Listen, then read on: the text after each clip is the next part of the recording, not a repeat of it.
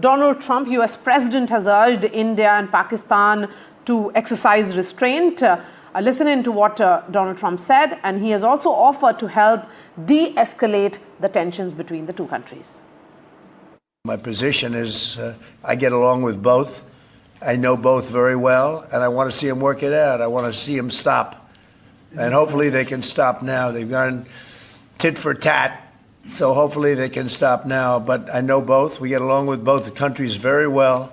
Good relationships with both, and I want to see it stop. And if I can do anything to help, I will be there.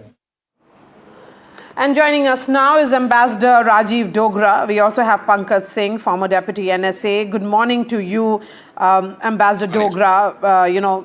Thank you for joining us early this morning on NDTV. How do you look at the reaction of the world, various leaders, and particularly today becomes significant because you have the Iranian foreign minister on Indian soil. He is going to have, important meetings with Dr. S. Jaishankar. This is his first visit to India after assuming office in August 2024. Good morning, Maria. I think the starting point is the Trump's message, which you just read out. You recall that during the Balakot crisis, Trump was, I think, in North Korea at that time of meeting the North Korean leader. He had not mediated, but he had approached both sides to scale down. So he's sending out a similar message, and there's nothing wrong with it because it's not India's intention to escalate, and that has come out very clearly. India's intention is purely to ask Pakistan and to convey a message to its people that terror must stop, and the limit has been reached now, or probably crossed. As far as other leaders that you mentioned, the Iranian leader in particular, I think there's no harm in listening to the message that he's carrying from Pakistan, because he was in Pakistan before coming to India. Pakistan has been reaching out to the world in a major way.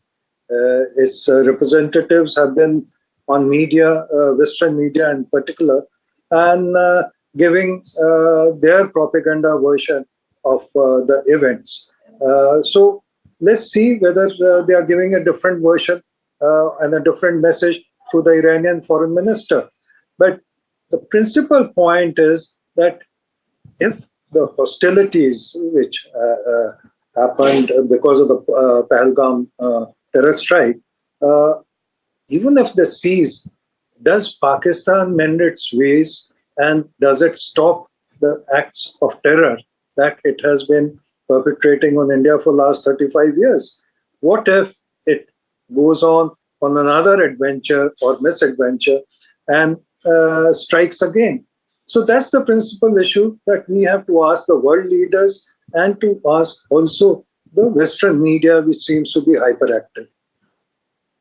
Ambassador Dogra, another question for you before I bring in Pankaj Singh. India's terror strike were, military strikes were against terror hotbeds.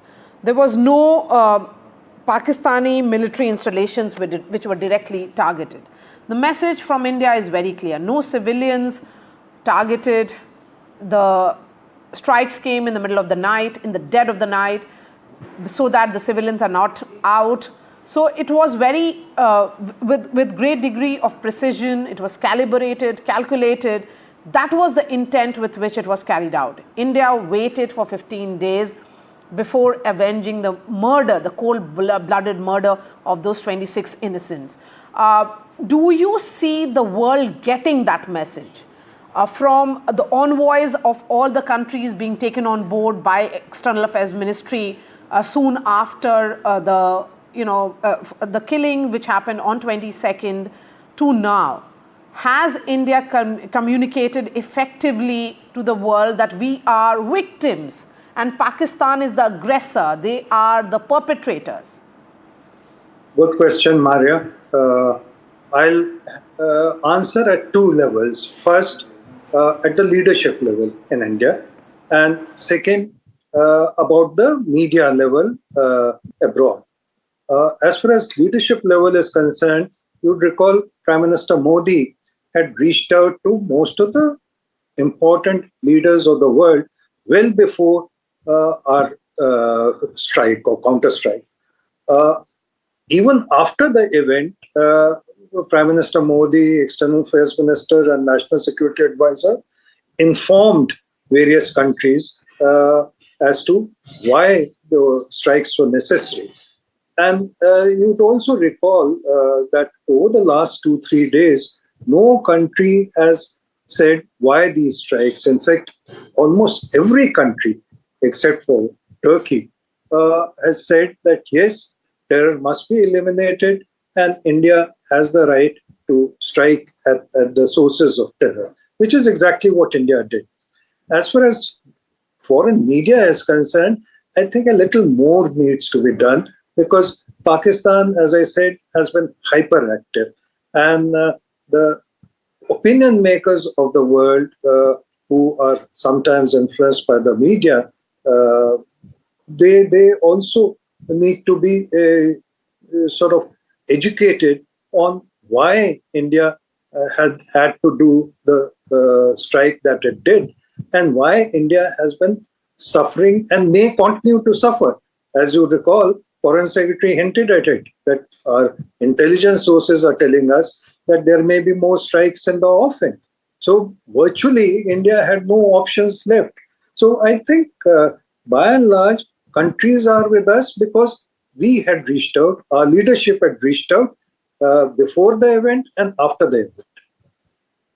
Demonstrable action by Pakistan. There has been only allegations and denials which came in this interim period of 15 days before India chose to carry out this military strike, carrying out with immense precision. You know, that's important to highlight here. Pankaj Singh, in terms of what we saw play out last night, indiscriminate shelling across the LOC, civilians targeted here in India, you know, many of them have left their homes, fled from their homes, which they built with great love. This is the real face of Pakistan. While India is targeting their terror hotbeds, which has operated and caused, caused great degree of pain for our citizens, they are targeting our civilians. Fania, thank you very much.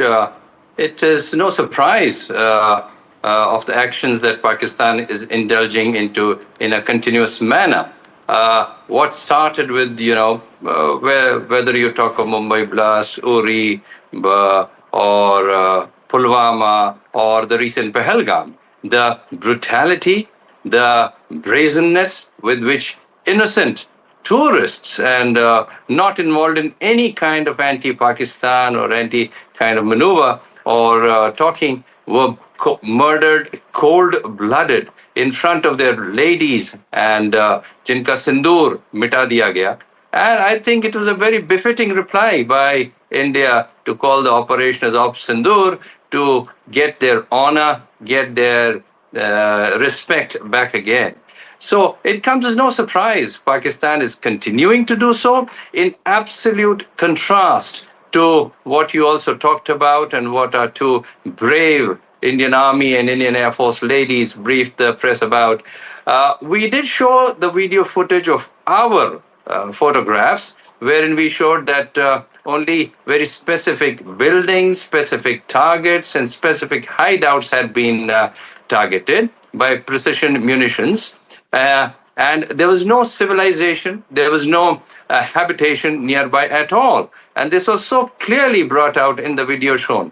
Today, I think even the Maxar pictures by a foreign satellite clearly bear this out, that what damages were done, what the attacks were done, were of such precision, based on intelligence, based on precision munitions, that the civilization or the habitation or the innocent civilians in Pakistan were not affected at all. And it was only very specific launch pads which were targeted and demolished and the message Absolutely. conveyed to them in a precise manner. Yes, and Ambassador Dogra, I'm reminded of what Prime Minister Modi had said in my home state of Bihar, in Madhubani to be specific, that India will identify, track and punish every terrorist and their backers.